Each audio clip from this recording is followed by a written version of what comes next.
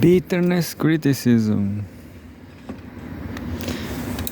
Criticism like anyone.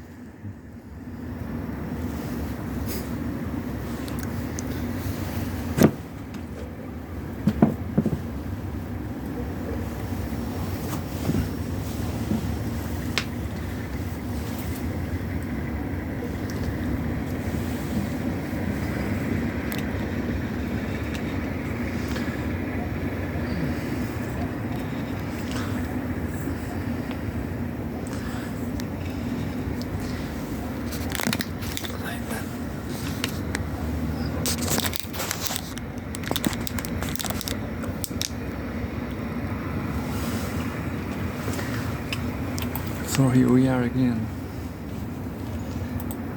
trying to not make so much noise. Yeah.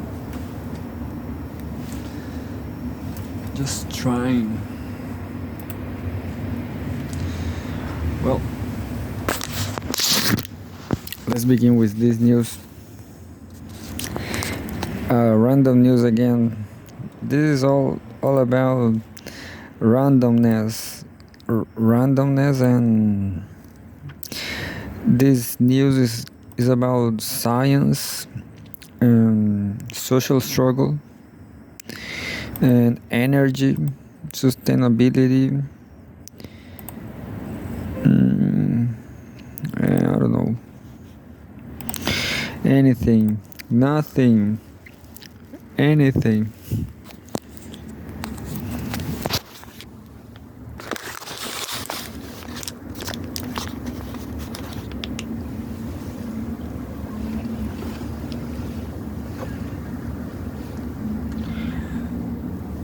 How do forensic scientists work out time of death? It involves a lot of maggots. This is from cosmosmagazine.com. When a body is discovered in an unusual place, how do we determine when that person died? Can we narrow the window down to minutes and seconds? And why is time of death important in the world of forensics? In part 1 of our forensic science series of the podcast, the science briefing, Dr. Sophie Calabretto talks to Cosmos magazine journalist Jacinta Bowler. They discuss how to determine time of death, how long it takes for a body to decompose, and what clues these gruesome details can unlock in a murder investigation.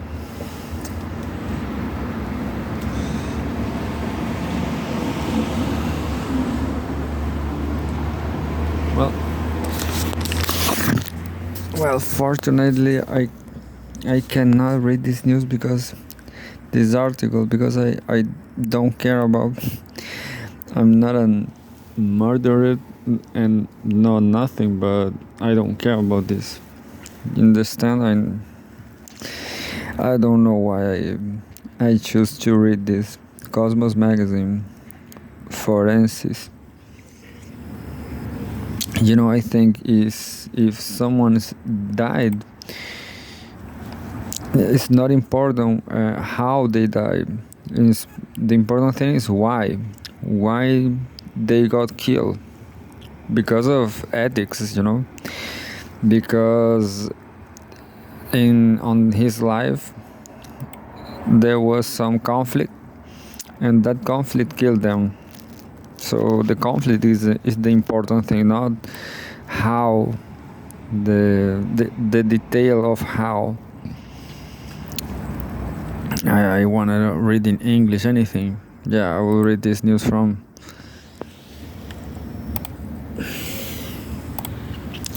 the Netherlands, my beloved country.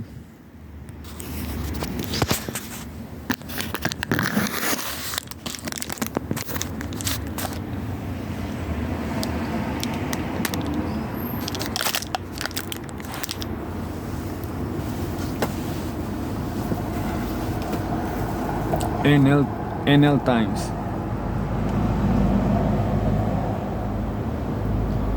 Bolt improves 41 years old world record indoor with 49 that 26. Athlete Fenke Bolt has broken a world record that stood for 41 years. The 22 years old from Amersfoort set a time of 49.26 in the NK Indoor Athletics on the 400 meters.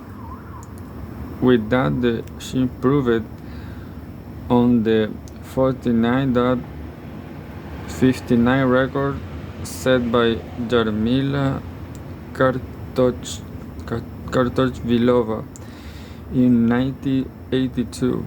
Bolt won her fourth Dutch title with it.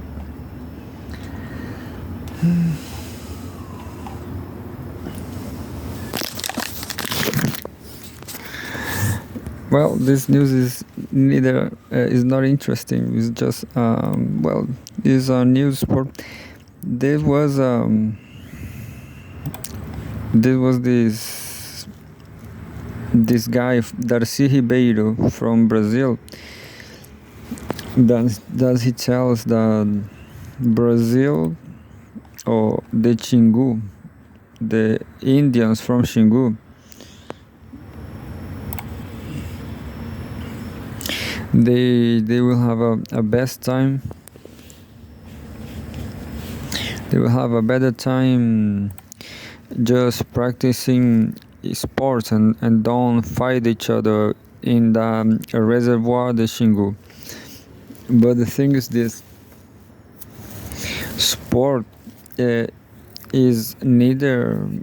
Sport don't have a meaning. Is meaningful. So this girl, this sport, she's doing fine. She's doing right. She's breaking world records, but it's nothing to. She's pretty. I don't know. The important thing is what she do with her life. I guess that's more interesting. No, not maybe pursue some record is interesting, but I don't know. Or even the Xingu Indians in Brazil, they should play soccer. I guess soccer is better than UFC. It's not a UFC, but that all that tension.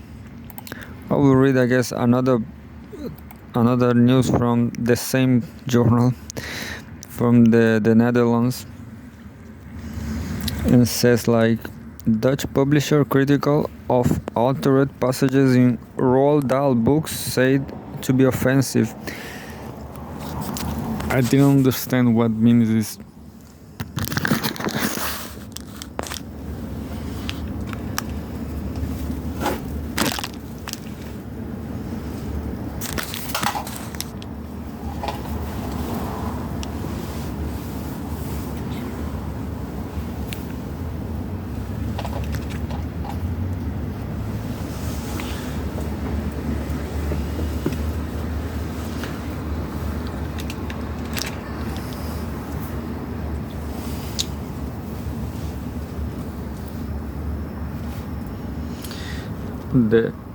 This is from Sunday, just for yesterday. Right now is Monday again. De Fontaine, the publisher of Dutch versions of Roald Dahl books, criticized in the newspaper True that hundreds of passages in the British editions has been changed because they were offensive. In a week and a half is the children's book fair in Bologna, where we will have a serious discussion with the British. Directors Joris van der Lloyd told the newspaper. British publisher Puffin has made the changes so that everyone can enjoy Dahl's book. For example, the character August Gloop in Charlie and the Chocolate Factory is no longer called fat but huge. The Oompa Loompas in the same book are not little men but little people. And in the book the Crips, the main female character is no longer described as ugly. The director of De Fontaine admits in True that there are cliches and exaggerations in Dahl's books, but that's where his humor but that's where his humor lies. Children recognize them and they make children think about right and wrong. That also makes them timeless. If you take all that away, it loses its power. Whether the Dutch translations will also implement such changes was not explicitly mentioned in the interview in the newspaper. We've always had a good relationship with the Dahl Company, which is now partially responsible for this. Every time we reprint Dahl's book, we occasionally make minor adjustments in consultations with translator Hubert Vriesedorp, but the translations have been unanimously and widely praised for years, Van der Looy told the newspaper. Also, British writer Salman Rushdie was not amused about the recent adjustment to Roald Dahl books, reported Trow. On Twitter, he wrote, Roald Dahl was no angel, but this is absurd censorship. Puffin Books and the Dahl's Company should be ashamed.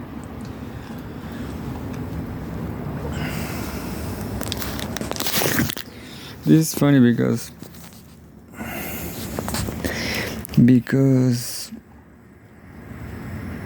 this may be how to say is a woke agenda. Is like identitarism, isn't it? Maybe this is it doesn't matter. This I guess this like these changes they made. Well, it is fine for me to know because I'm not aware at all about this author Roald Dahl. Of course, I know Charlie and the Charlie and the Chocolate Factory. Well, I guess that's the only book I really know, and Matilda also. So this is an infantile author, I guess, a book from childhood, and I'm not sure if these judgments, all these I don't know if to say like fat but huge fat make any difference. I guess not. Or little man but little people. And this is again, this is not important. So is the best thing we can do is to not give attention to this polemics, this terms polemic, this identitarian. Everybody know that this is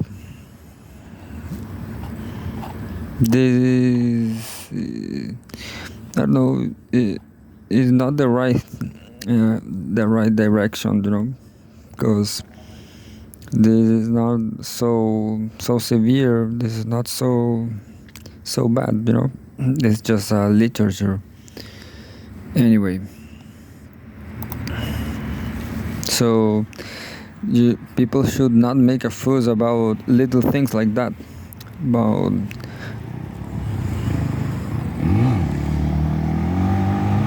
I just gonna read English news. I will read this in Spanish, I guess.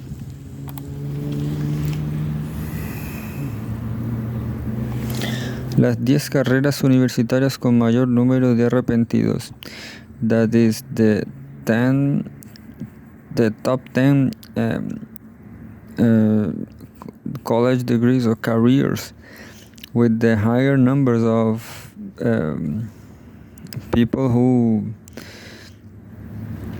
I forgot the arrepentidos words. Let's see in Google, because I know, but I guess I'm tired. I'm kind of tired right now because it's so late. Forgot, regret, yeah, with the big number of regretted people who regret of studied these courses. And so I will read. So I guess it's engineering. I don't know, because it's so hard, I guess. I don't know.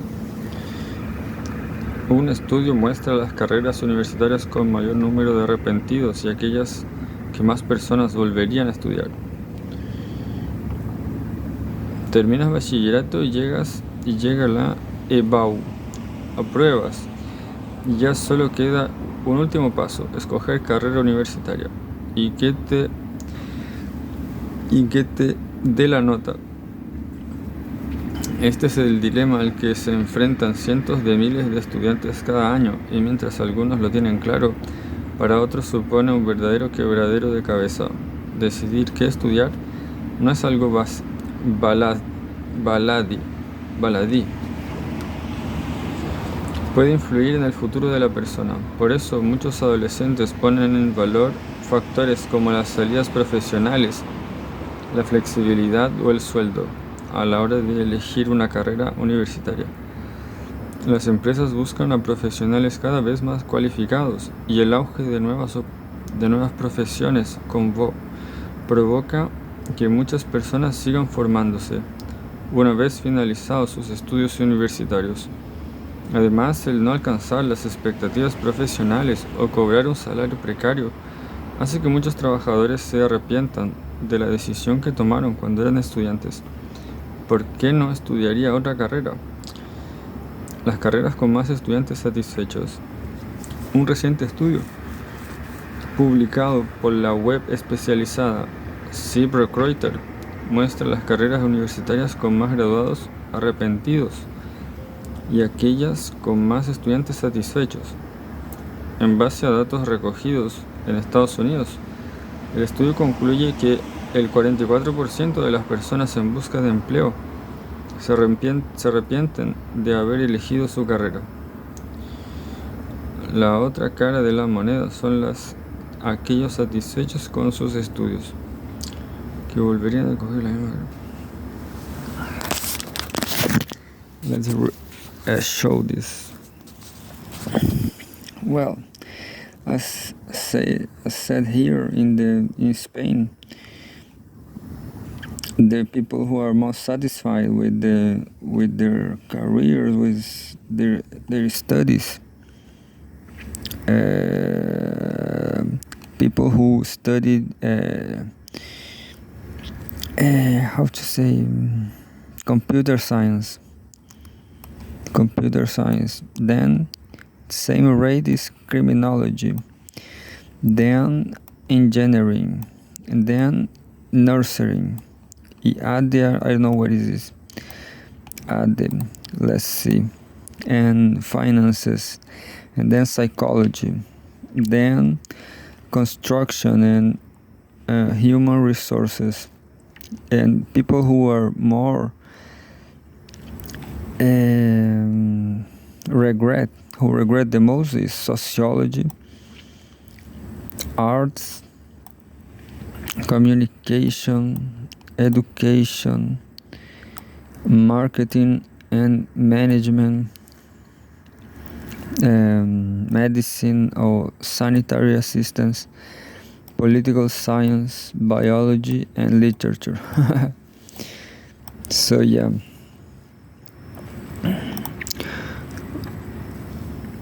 I will see this. Well, this study, I guess, is only in Spain. I guess I I guess, for example, I guess people in Finland, the pedagogy is not so bad in Finland because look, I don't know what is ADE. Here, look. Administration and it's like management of enterprises, companies that people like don't regret about that, about being studying that. So what I'm saying is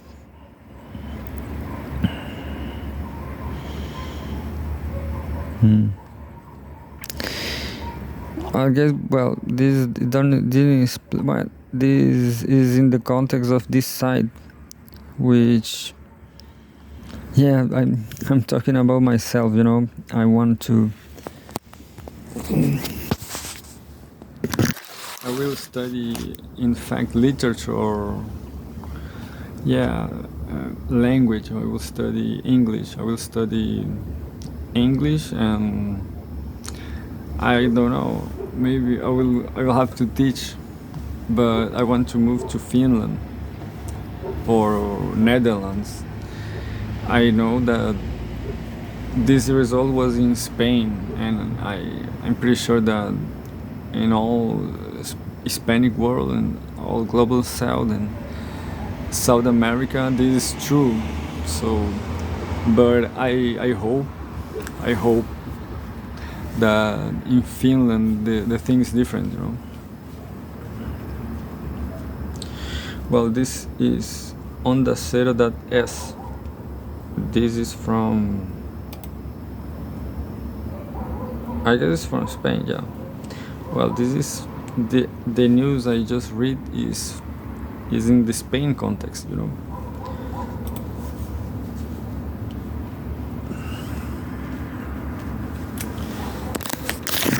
Anyway, now we're gonna read a more pleasant news. not so bad for us. But I have to say this, and I tried to study computer science here in Chile and like some kind of engineering in Brazil too, like a technical course of chemistry, and I would say that South America have the education here is bad. So I have this. I have Italian citizenship, and I have this stimulation to move to Netherlands or Finland. And I don't know. That's why I'm positive about this. Optimistic about studying English because this is my way to get a high score in TOEFL or IELTS, and then move to the first world.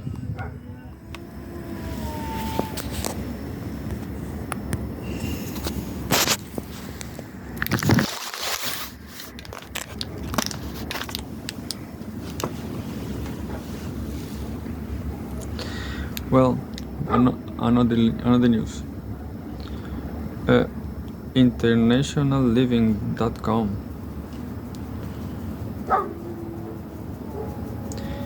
My 3 weeks learning Italian in Siena. Language news by Janet Buell, February 27, 2022. I'm in Elettra's tiny kitchen 5 floors above Siena, Italy. Things are not going well, and I am a bit taken aback. This should be simple.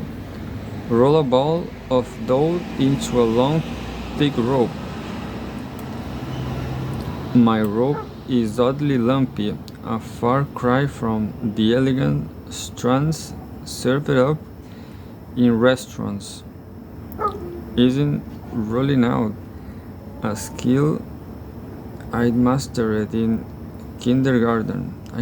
Kindergarten is an answer. Well,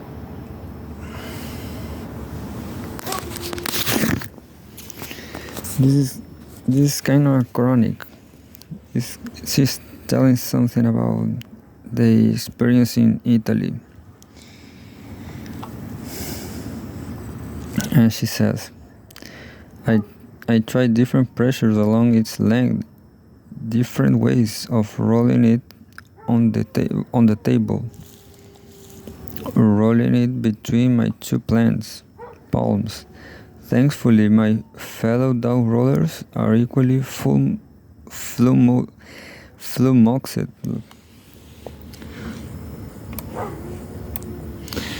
I don't know what's that. And this exercise is good to make because only like that you discover a new words. The Tao seems foreign in our hands until all of a student of sudden it isn't. Lines of perfectly formed pasta grow as we lay them out on the well scrubbed the table. I don't get it. I don't get it because I guess this woman is a good writer, Janet Brew. Let's find her on Instagram to see if he is pretty as he writes.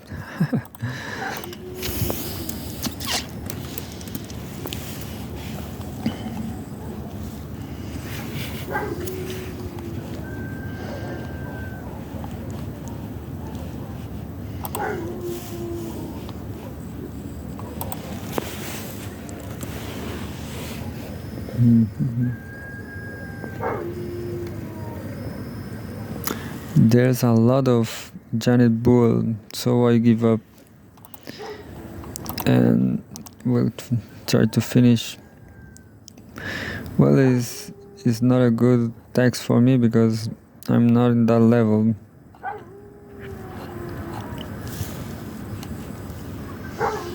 Anyway, let's choose another story.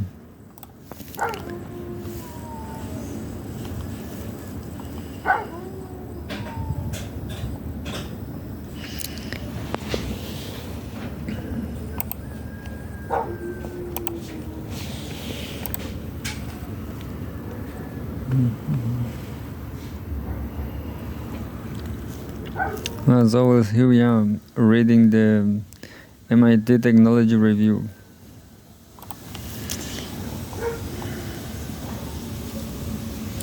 ChatGPT is everywhere. Here's where it came from.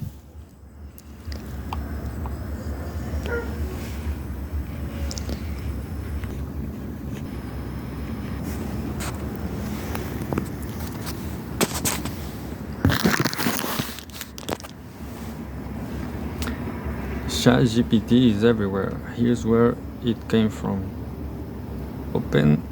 OpenAI's breakout hit was an overnight sensation, but it is built on decades of research by Will Douglas Heaven, February 8, 2023.